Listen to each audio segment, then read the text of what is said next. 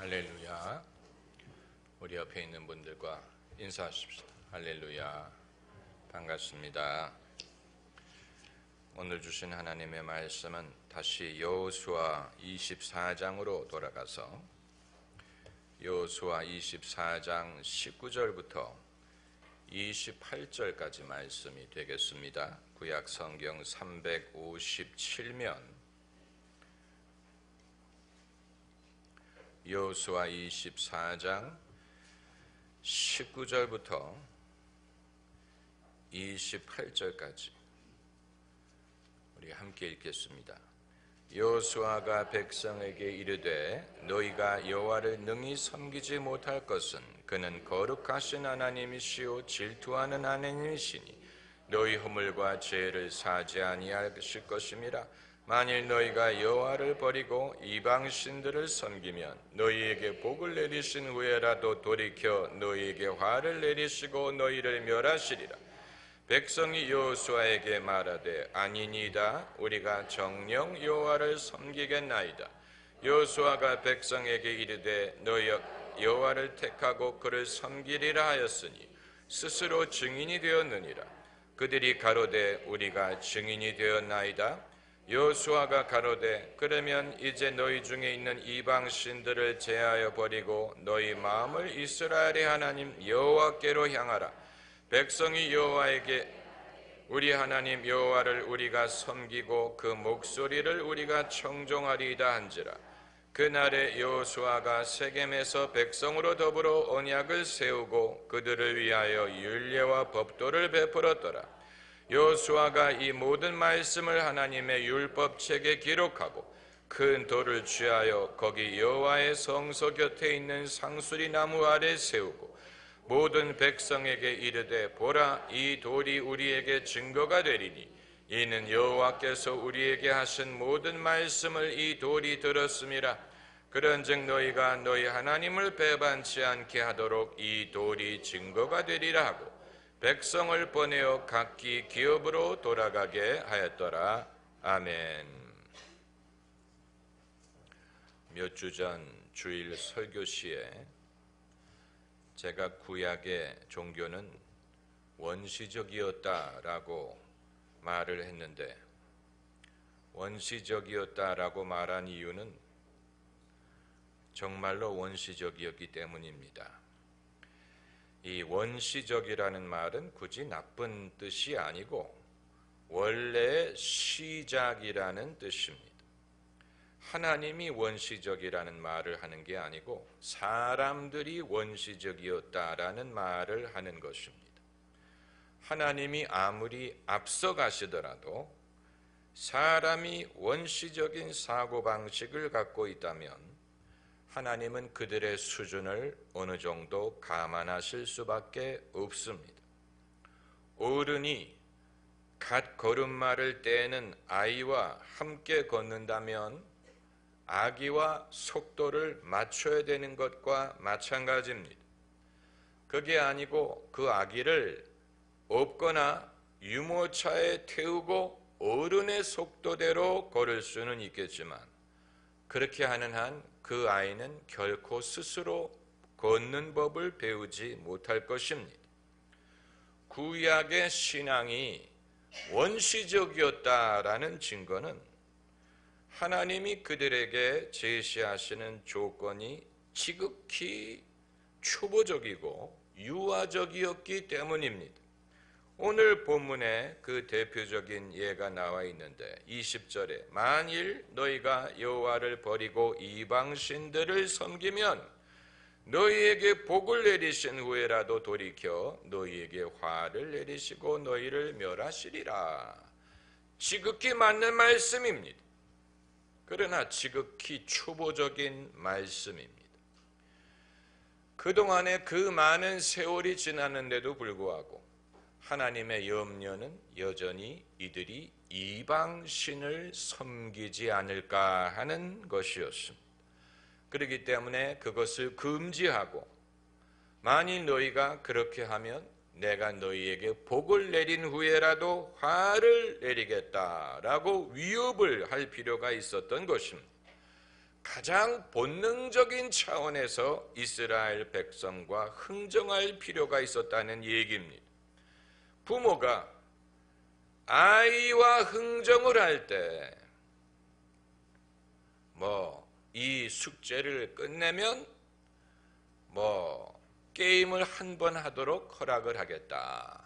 이건 아이와 흥정할 때 하는 것이지.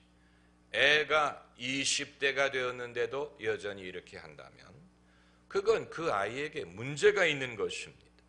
지적, 정서적, 인격적인 장애가 있는 것입니다. 그런데 문제는 오늘 본문에 나타난 하나님과 이스라엘 백성의 흥정의 수준이 구약 성경 내내 별로 변하지 않더라는 것입니다. 우리는 이후에 대선지서, 소선지서로 가게 되면 이들의 신앙의 수준이 더 성숙하게 되리라고 기대를 하는데, 그래서 우리가 즐겨 인용하는 것이 이사야서에 정의가 하수처럼 흐르리이다, 이런 구절을 인용하기 좋아하고, 이것이 구약 신앙의 높은 수준을 보여주는 것이라고 생각하기를 좋아하지만, 이사야 선지서에서도 그렇고 에레미야 선지서에서도 그렇고 오늘 본문과 같은 아주 초보적인 하나님의 요구가 끊임없이 등장을 합니다.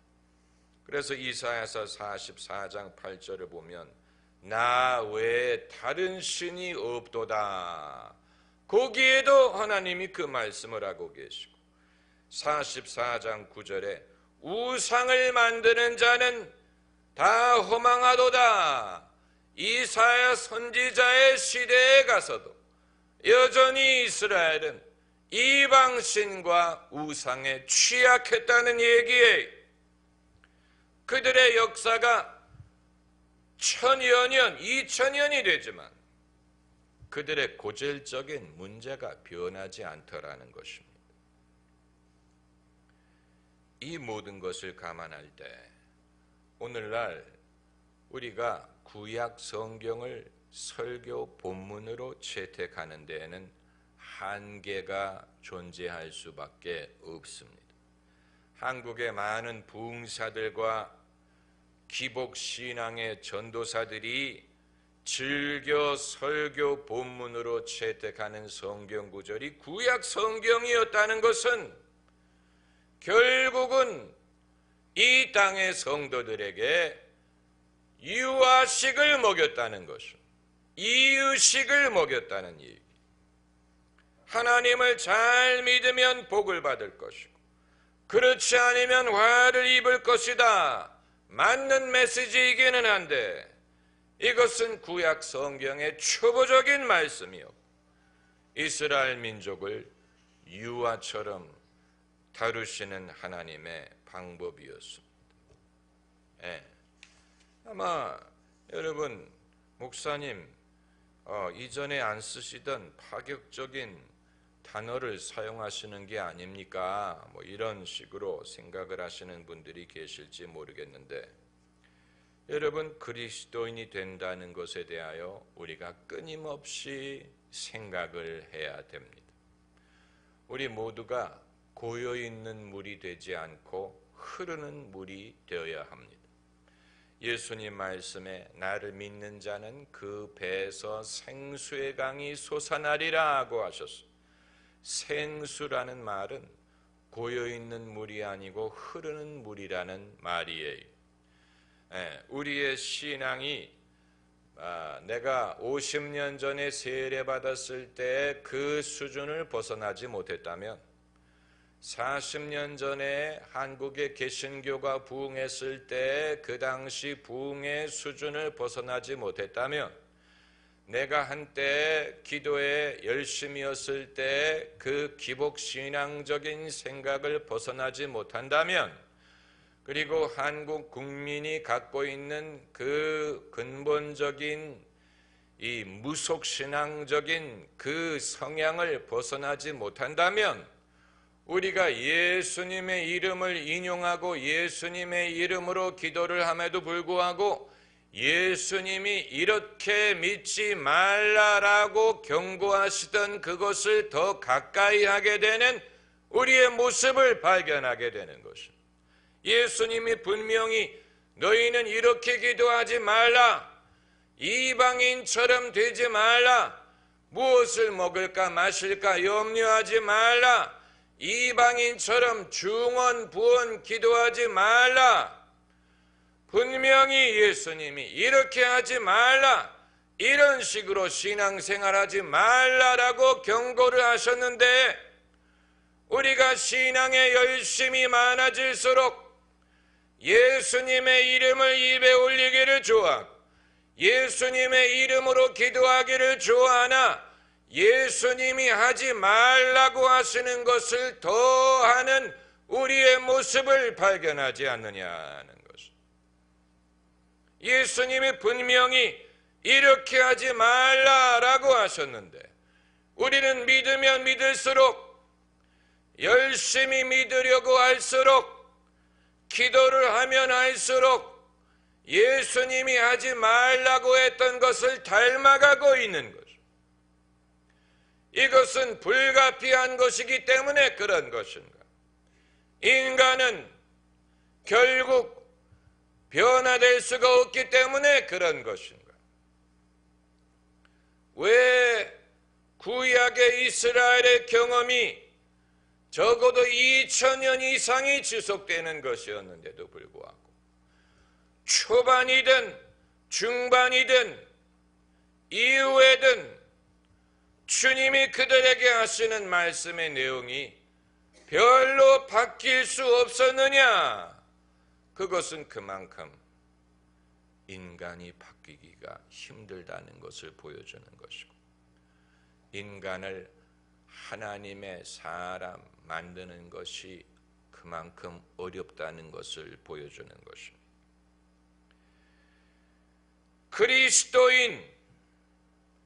그리스도인이 왜 그 모양이냐라고 말하기를 좋아하는 사람들은 본인이 먼저 그럼 그리스도인이 어떻게 해야 되는지 본을 보이라고 하죠.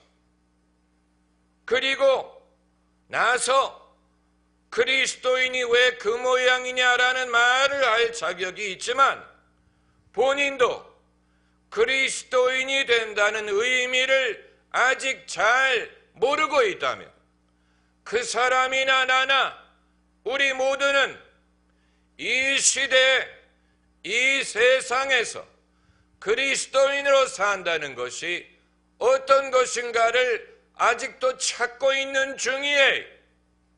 어느 누구도 거기에 대해서 다 찾지 못했습니다. 찾고 있는 중이에요. 도대체 사람이 이 세상에서 그리스도인으로 산다는 것은 무엇을 의미하는 것이냐 찾고 있기 때문에 당연히 실수를 할 수밖에 없죠.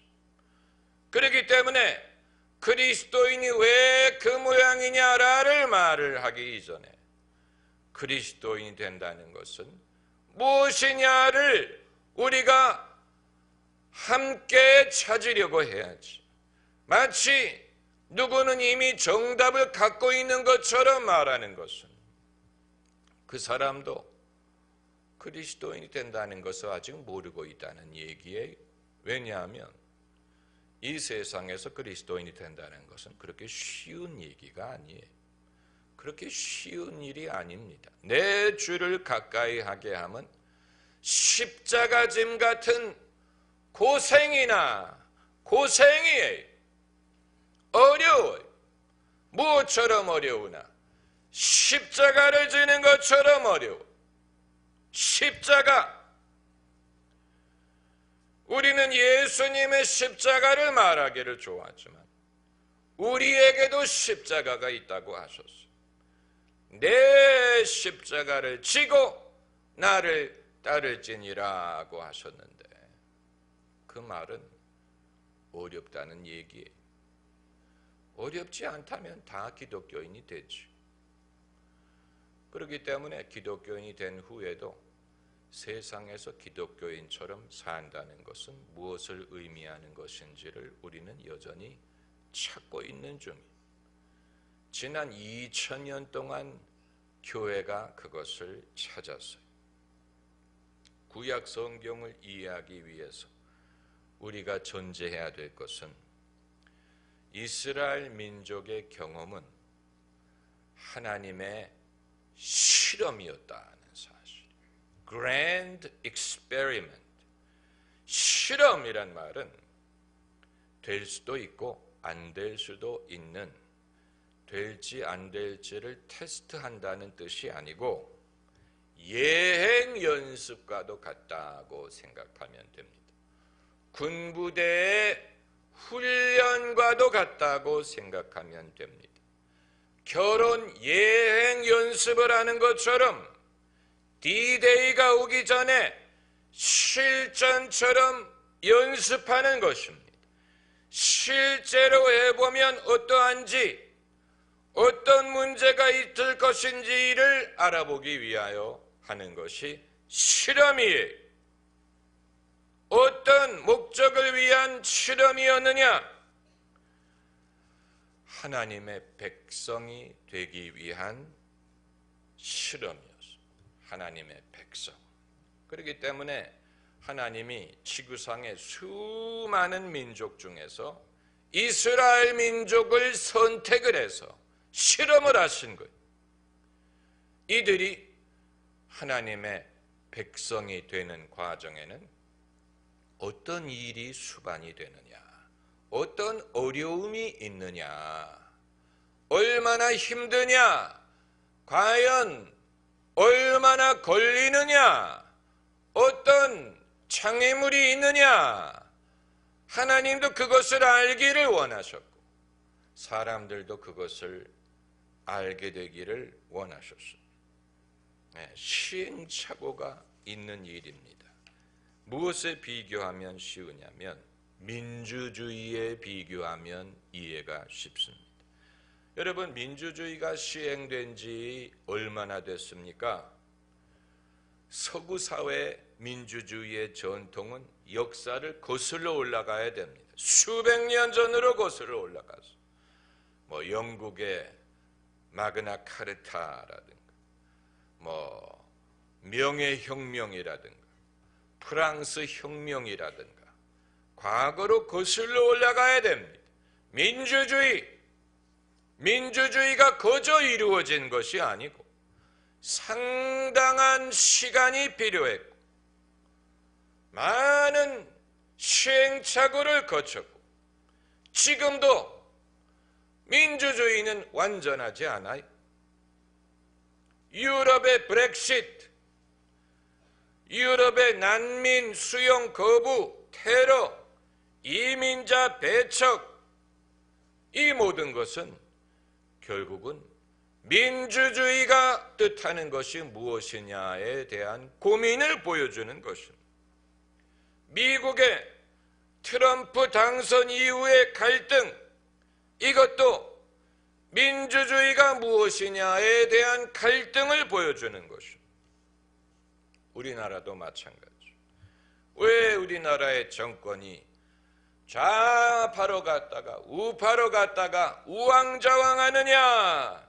민주주의를 정착시키기 위한 고민이에요. 이게 그냥 되는 게 아니에요. 우리는 아직도 민주주의란 무엇이냐를 고민하고 있는 것이고 그것을 찾고자 하는 것입니다. 선진국도 예외가 아니에요. 어느 누구도 정답을 갖고 있는 건 아니에요. 사람이 그리스도인이 되는 것도 마찬가지. 우리는 사람이 이 세상에서 그리스도인으로 산다는 것이 무엇인가를 아직도 찾는 중이에요.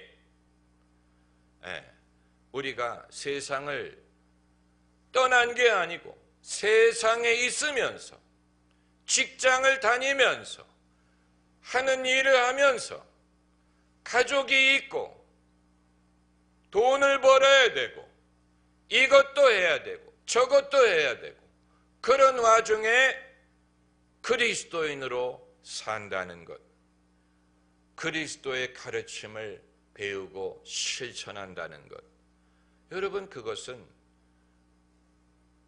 쉬운 일이 아니고 누가 이렇게 하십시오라고 하나의 정답을 남긴 것이 아니기 때문에 우리가 그것을 찾는 과정에 있습니다. 그렇기 때문에 그리스도인이 왜 그래? 라고 말하는 사람이 있다면 본인이 먼저 솔선수범을 하라고 하세요. 그럴 수 없다면 그리스도인이 된다는 것이 무엇을 의미하는지를 찾고자 하는 것은 피차 일반이라고 말해야 됩니다. 그게 그냥 되는 게 아니에요. 실험을 해봐야 됩니다. 이렇게 하니까 되는구나. 이렇게 해야 되겠구나. 이렇게 하면 되겠구나. 아니면 이건 아니구나.